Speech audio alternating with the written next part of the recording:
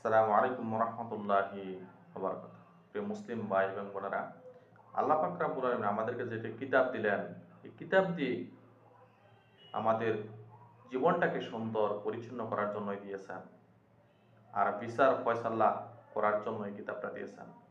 আল্লাহ পাক রব্বুল আলামিন বলেছেন, ওয়া আনিহকুম বাইনাহুম বিমা আনজালাল্লাহু ওয়া লা তাত্তাবিউ আহওয়াআহুম। আল্লাহ পাক রব্বুল আলামিন বলেছেন বিশ্বনবীকে, আল্লাহর বিধান অনুযায়ী মানুষের উপর হুকুমত কায়েম করো, তাদের খেয়াল খুশি ও ধ্যান ধারণা বাসনা অনুসরণ করো না।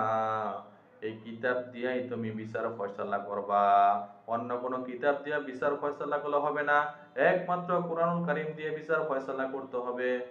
প্রিয় বন্ধুগণ, আসেন আমরা কোরআন অনুযায়ী জীবন পরিচালনা করি। আসসালামু আলাইকুম রহমতুল্লাহি